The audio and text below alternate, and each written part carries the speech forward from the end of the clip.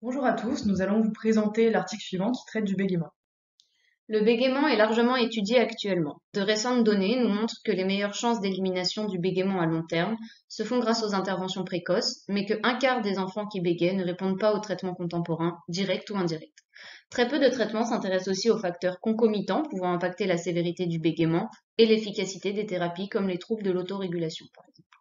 L'impact de l'autorégulation sur l'affluence est une idée soutenue par deux modèles théoriques. Le modèle diathèse-stresseur, qui évoque l'idée que la réactivité émotionnelle accrue et la faible régulation émotionnelle engendreraient une plus grande sévérité du bégaiement, et le modèle des exigences et des capacités, qui montre que le bégaiement résulterait d'un déséquilibre entre les exigences cognitives, linguistiques, motrices et socio-émotionnelles de l'enfant. Les enfants qui bégaient, ayant un déficit d'autorégulation, réagiraient de façon accrue à des stimuli émotionnels, ce qui impacterait leur fluidité orale. Le trouble de l'attention avec ou sans hyperactivité, TDAH, est considéré comme un trouble de l'autorégulation. Il y aurait un chevauchement chez certains enfants entre le bégaiement et les symptômes présents dans le TDAH, ce qui donnerait lieu à des difficultés plus sévères et des traitements plus longs. Jusqu'ici, aucune étude ne s'est portée sur l'évaluation de l'efficacité d'un programme intégré prenant en compte le traitement de l'autorégulation et du bégaiement. C'est dans cette optique que notre étude a vu le jour. Cette étude a quatre grands buts. Le premier est l'évaluation de l'efficacité du programme intégré, CUSP plus triple P.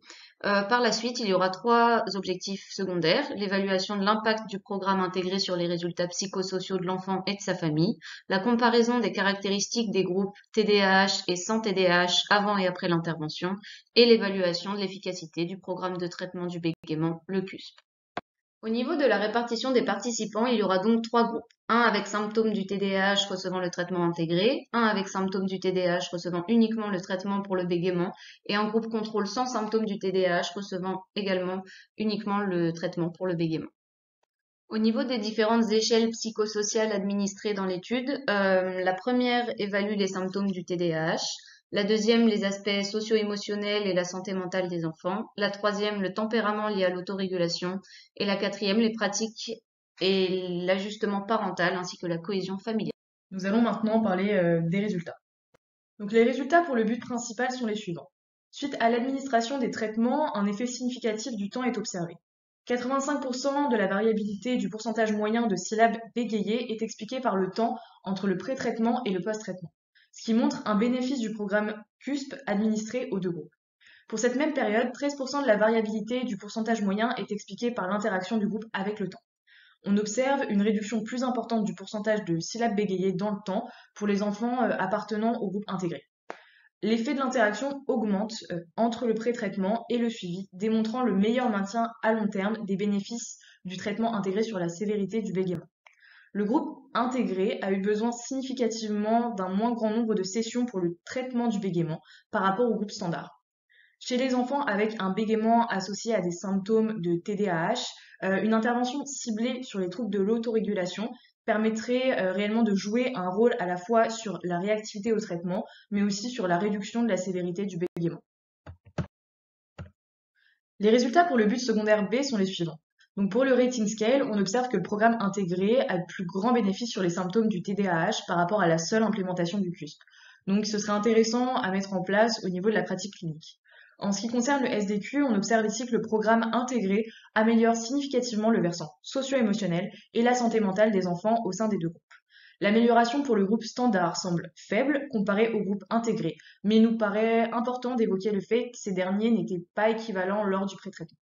Une sous-estimation de l'efficacité du programme intégré est donc possible. Pour le CBQ, on observe une certaine efficacité du CUSP sur le versant contrôle de l'effort lors de son implémentation chez les enfants. Les résultats montrent par la suite que l'ajout de la composante triple P apporte une légère amélioration, sans pour autant que celle-ci reste significative avec le temps. Il n'y aurait donc pas une réelle plus-value de la mise en place du programme intégré au sein de ce domaine.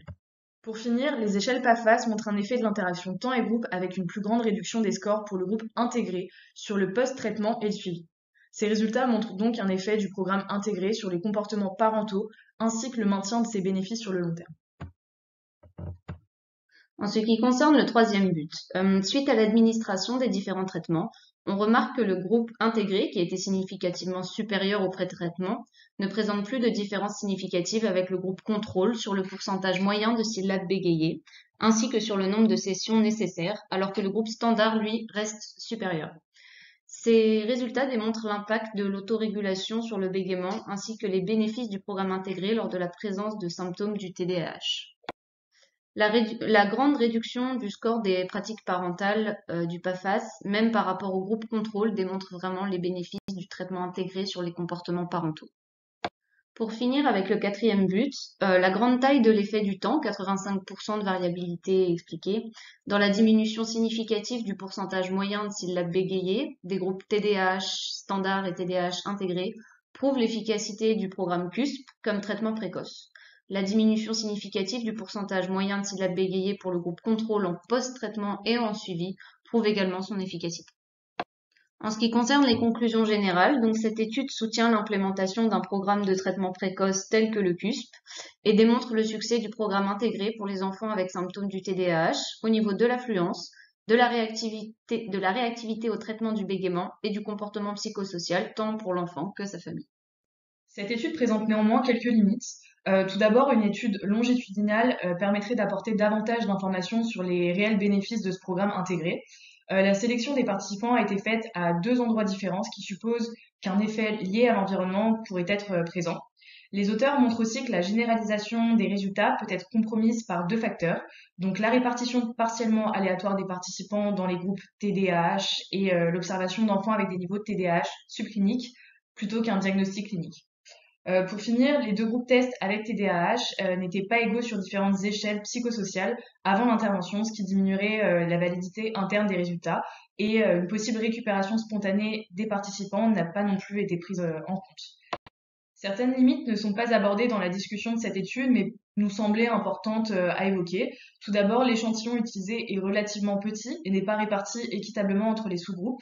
De plus, l'âge des participants n'est pas fixe et aucune analyse statistique n'est portée sur ces différences.